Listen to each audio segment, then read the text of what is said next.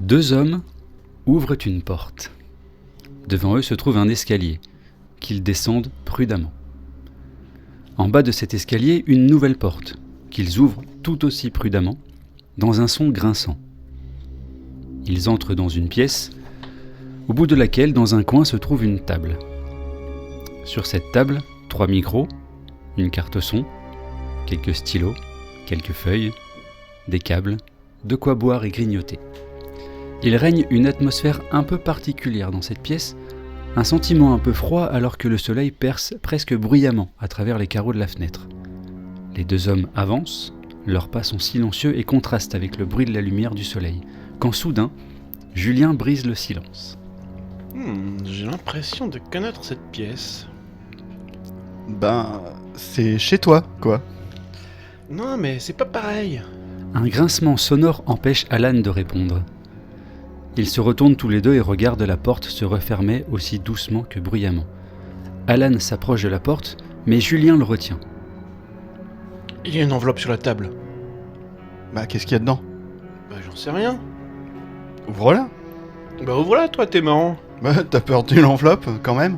N'importe quoi. Bah, ouvre-la alors. Mais zut, pourquoi ce serait à moi de l'ouvrir? Tu l'as vu en premier. Et qu'est-ce que ça change? J'en sais rien. Bon, je vous passe les 37 minutes de discussion, résolues par un bon vieux Shifumi des familles et qui a vu la victoire de Julien en 7 manches gagnantes. Ah, j'ai gagné. C'est toi qui l'ouvres, loser. Alan l'ouvre doucement, alors que les rayons du soleil disparaissent de la pièce. Il en sort un tout petit bout de papier, le lit puis le repose sur la table. Qu'est-ce que ça dit? Parce que tu veux savoir maintenant.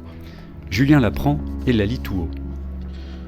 Bienvenue dans la liste dont vous êtes le héros. Il retourne la feuille, mais rien d'autre n'est écrit sur ce petit bout de papier. Mais, habitués des escape games et autres énigmes, nos compères ont la bonne idée de vérifier le contenu de la grande enveloppe, et grand bien leur fasse, car ils y trouvent tout au fond une clé magnétique comme on peut en trouver dans les hôtels. On dirait une clé, comme on peut en voir dans les hôtels. Merci Alan, je viens de le dire. Julien tapote l'épaule d'Alan et lui montre la porte par laquelle ils sont entrés. Elle comprend un petit boîtier métallique qui, nos deux amis pourraient le jurer, ne se trouvait pas là tout à l'heure. Ils avancent vers la porte, prennent une grande respiration. Alan glisse la carte dans la fente du boîtier et après un léger déclic, la porte s'ouvre.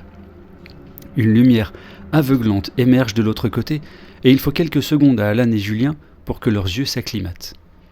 Ils finissent par distinguer un long couloir qu'ils se décident, prenant leur courage à 4 mains, d'emprunter.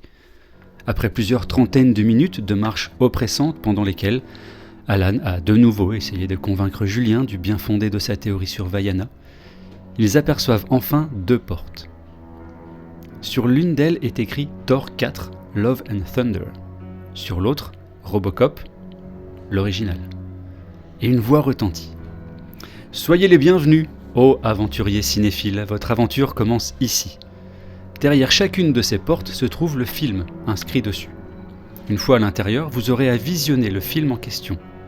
Attention, cette quête dans laquelle vous embarquez maintenant ne sera pas facile et j'en veux pour preuve que vous aurez à voir ces films en version doublée français. 2 règles. La première, c'est que passer une porte est irréversible. Une fois qu'elle est passée, vous ne faites pas retour en arrière. La deuxième, c'est que vous avez 1 minute pour discuter du choix de la porte que vous allez emprunter et donc du film que vous allez voir. Vous serez chronométré. À la fin de cette minute, je choisirai la porte. Faites les bons choix et vous serez récompensé comme dans toutes les bonnes aventures. Si vous faites les mauvais choix, en revanche, vous voilà devant un choix. Est-ce que vous allez ouvrir la porte Thor 4 et ainsi le regarder, ou plutôt choisir l'original, Robocop? Vous avez 1 minute.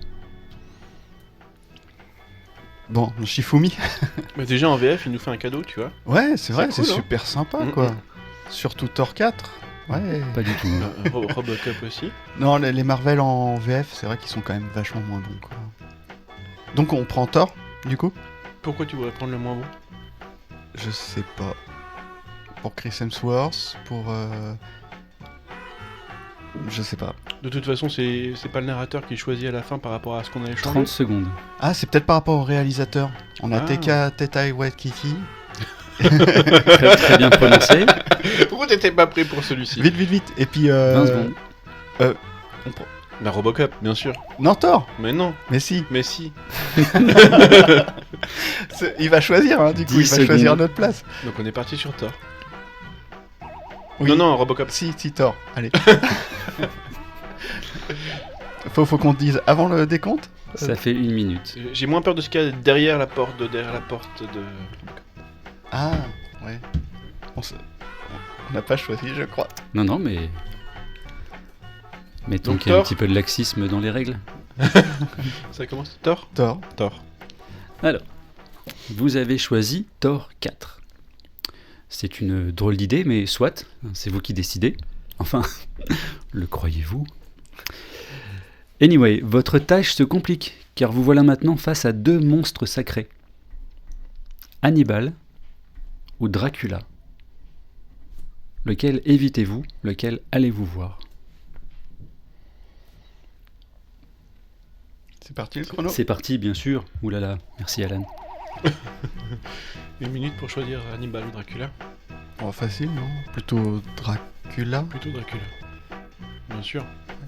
Nous, on va se retrouver sur What We Do in the Shadow, là, du coup. On a Taika Waititi, Dracula. On l'a déjà fait. Bon, on peut le refaire, moi ça me On va peut très le bien. refaire. Ah, avec Il plaisir. veut nous le faire en VO. Non, c'est pas possible. Ah, si, c'est possible. Ce serait excellent. Dracula. Mais oui, de toute façon, on a plus de chances de sortir vivant face à Dracula que face à Hannibal.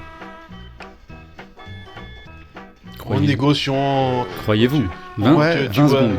20 secondes. Tu vois, si t'arrives Avec un un peu peu de avant, chance, on avant peut être ton transformé truc, en vampire. Voilà, alors que dans l'autre, si jamais tu t'y prends mal, dans tous les cas, tu finis bouffé. Donc, Ouais, Dracula, c'est quand même plus sympa. Dracula, 10 secondes. rien que pour la musique.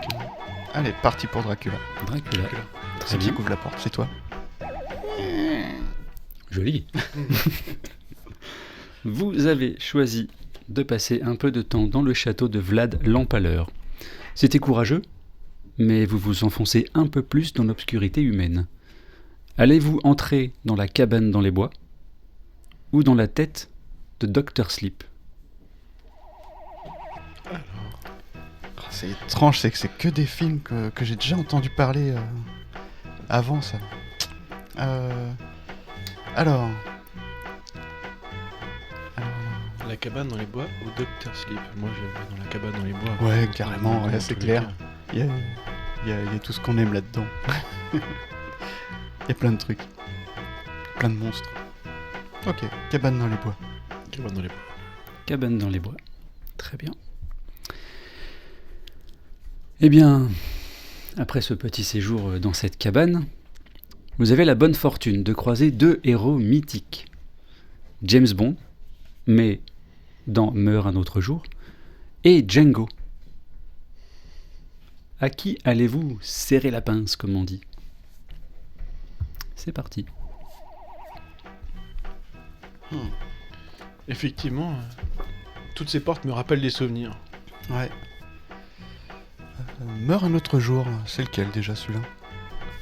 Tu te souviens? Je me C'est- souviens de du coup, c'est qui la chanson du générique avec Madonna. C'est Pierce Brosnan alors? C'est Pierce Brosnan. De mémoire, c'est celui où il y a le mania des médias qui essaye... Non, ça c'est Demain ne Demain meurt ne jamais, meurt jamais. un truc comme ça, ouais. Ah oui, Thomas Ok, très bien. Meurt un autre jour, non, c'est celui, c'est le James Bond tout pourrave, avec où il fait du surf sur une vague numérique et tout. C'est exactement celui-là, il vous reste 10 secondes. Donc, moi c'est- je m'en souviens moins. On part sur celui-là? Ouais, bah enfin, bah là c'est plus les personnages, ouais, on va dire bonjour à Pierce Brosnan quand même, il a la classe. Oui, ok. Eh bien, c'est un choix malencontreux. Meurt un autre jour, c'est cruellement trompé, et vous, c'est maintenant que vous mourrez. D'ennui, hein, principalement.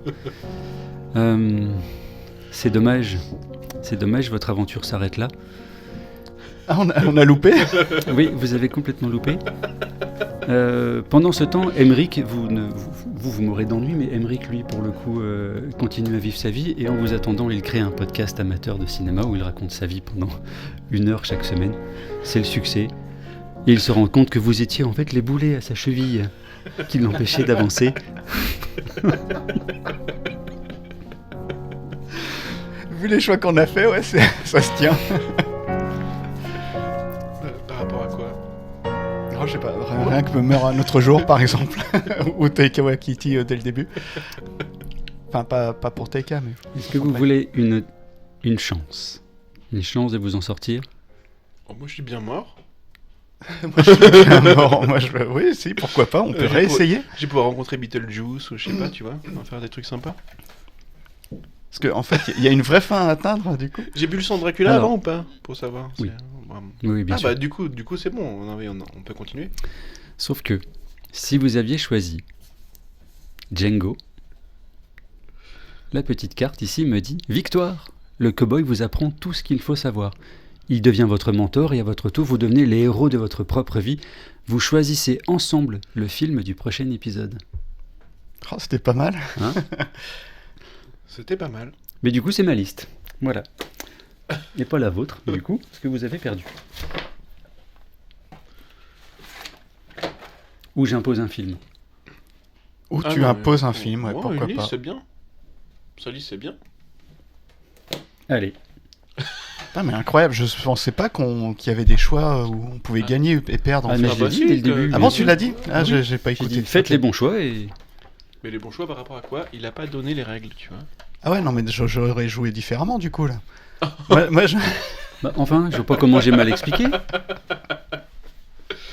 Moi, je suis très curieux de savoir, de connaître l'émission de podcast seul d'Emeric pendant 1h30, savoir s'il fait des pauses de 20 minutes pendant les parties de Dalan, tu vois.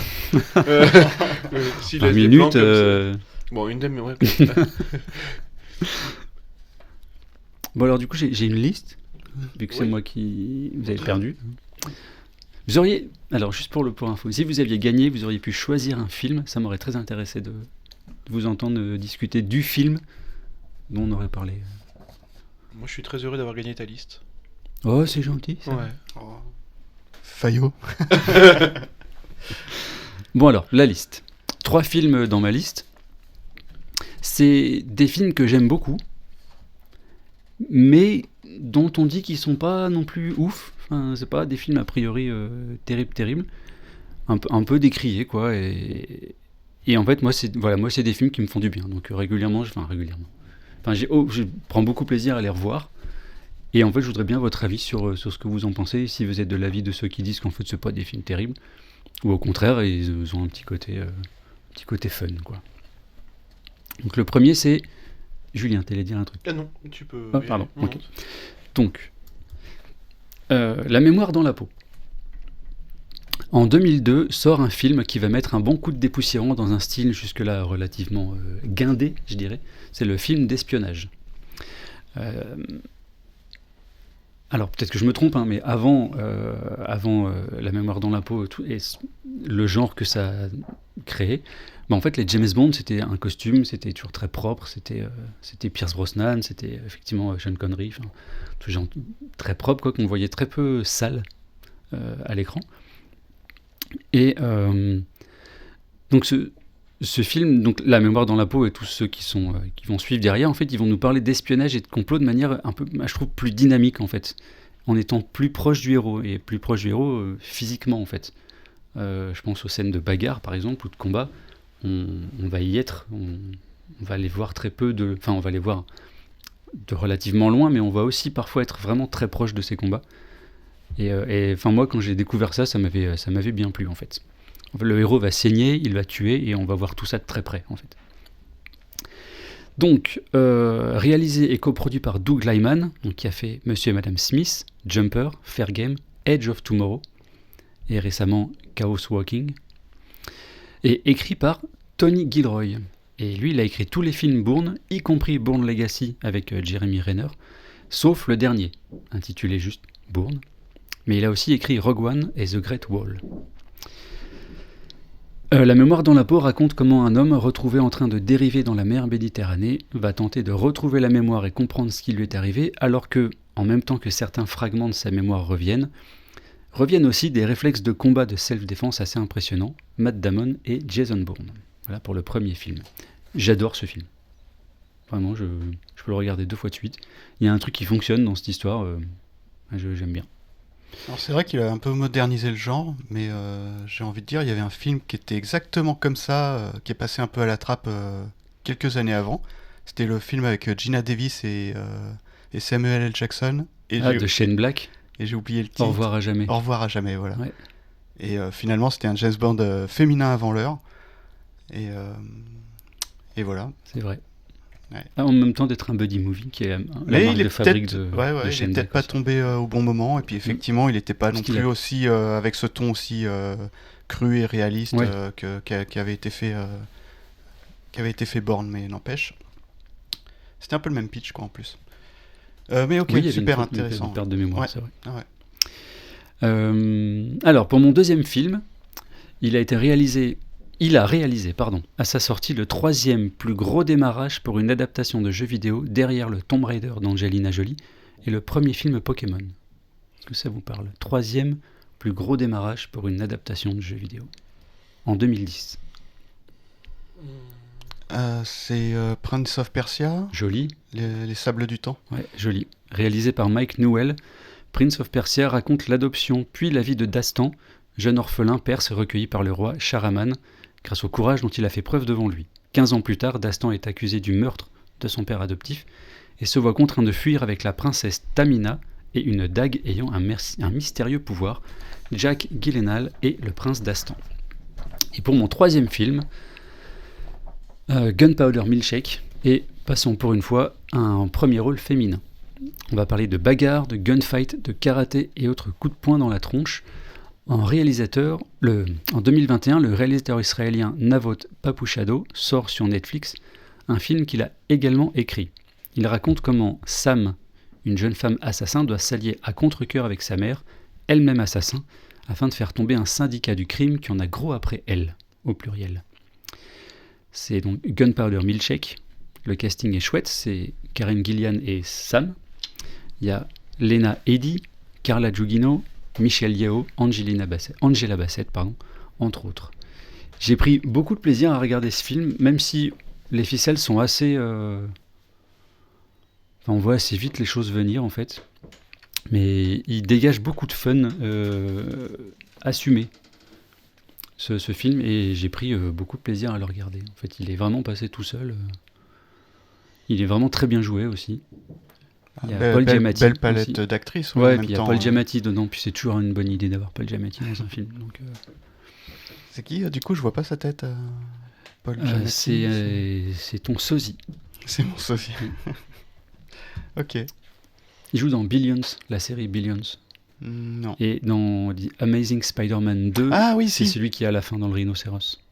Oui, ah non, d'accord, je voyais pas. Ouais, ok, ça y est, je l'ai. J'ai pas cette tête-là, qu'est-ce que tu racontes ? Mais oui, ok, d'accord. La barbe, les lunettes. Bah dans le rhinocéros, il est non, chauve. Et oui, puis, non, mais il a pas de d'accord, parce barbe. qu'il sort de prison. Mais... Ok, depuis ta sortie de prison, tes cheveux ont poussé. Donc, on a dit La mémoire dans la peau, Prince of Persia et Gunpowder Milkshake. Un méca rhinocéros, moi ça me plairait bien. Tu m'étonnes. Ce serait sympa. Hein. Ouais, facile à garer pour aller en au plus. travail, ouais. C'est très facile à garer. ok. Ouais. Bah, au pire, si t'arrives pas à le garer, tu pousses tout. Bien sûr. Bah, voilà, donc, c'est le principe. Ouais. Ah bah oui, donc c'est facile à garer.